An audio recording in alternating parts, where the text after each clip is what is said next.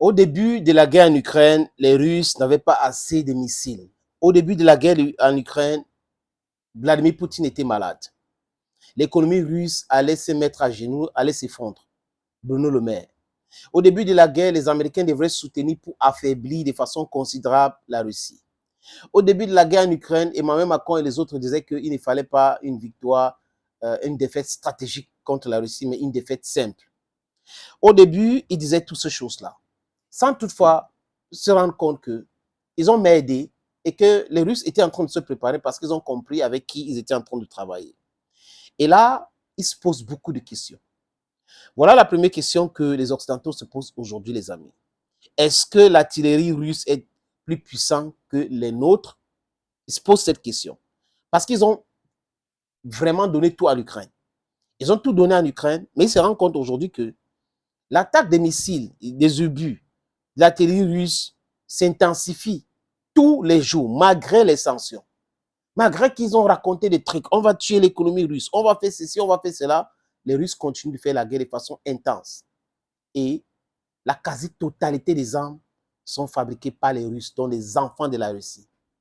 Et ce sont des meilleures armes, plus performantes que les armes otaniennes, américaines et les autres, les amis. Et les Européens disent quoi que beaucoup, la Russie est désormais une économie de guerre qui concentre tous les efforts dans la bataille. Faux et archi faux. Il y a d'autres pans de l'économie russe qui fonctionnent normalement. Donc, c'est que la Russie a eu trop d'avance sur eux. La Russie s'est préparée pour ce qui se passe. Mais pour l'Ukraine et ses alliés, augmenter la production d'armes n'est pas si facile. Le chancelier allemand Olaf Scholz demande d'intensifier les efforts.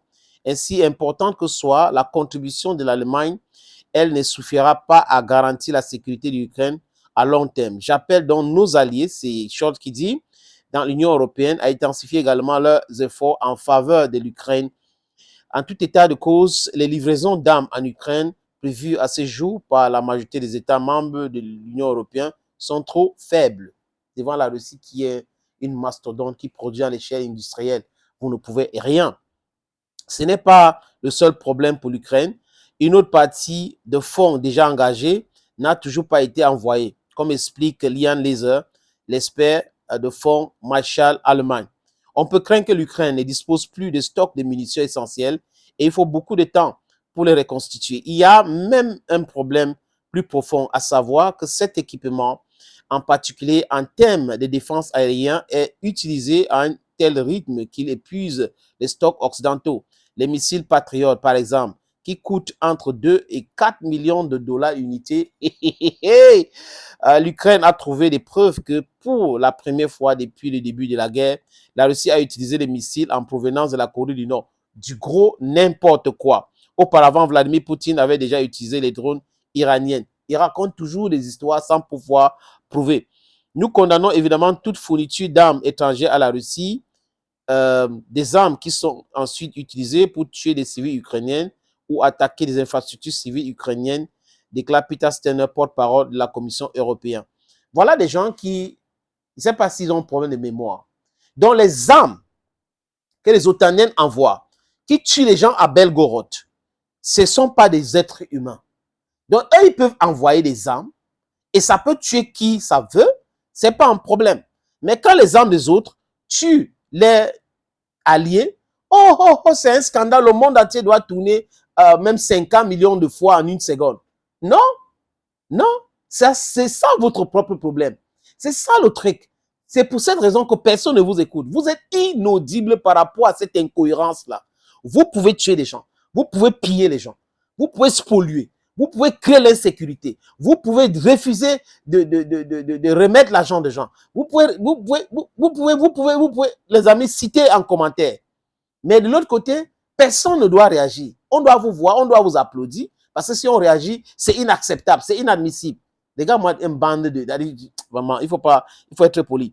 Il ne sera pas facile de mettre fin à la collaboration entre la Russie et la Corée du Nord, car ces deux pays ne respectent pas les sanctions occidentales et n'ont pratiquement aucun contact avec l'Occident. C'est pourquoi l'Union européenne et les États-Unis n'ont que peu d'options pour empêcher les alliés de la Russie de lui fournir des armes et des munitions. Pas possible. Vous avez sanctionné la Corée du Nord.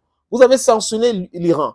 Vous avez sanctionné la Russie. Et vous pensez que la Russie va refuser de collaborer avec la Corée du Nord et l'Iran par rapport à quoi? Pour votre beaux yeux. Donc, vous êtes là, vous pouvez sanctionner les gens. Maintenant, mettez en action, implémentez, voilà toute la difficulté aujourd'hui, les amis. J'adore quand ces gens-là sont en train de se marcher dessus. Ils vont se manger. L'anthropophagie, bientôt, les amis. C'est de ça qu'il est question. Parce qu'ils sont incohérents. Ils font du mal aux gens.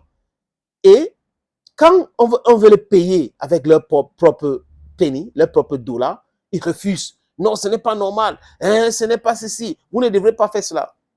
It is your cup of tea. Thank you, friends, for watching. Thank you again. And bye-bye for now.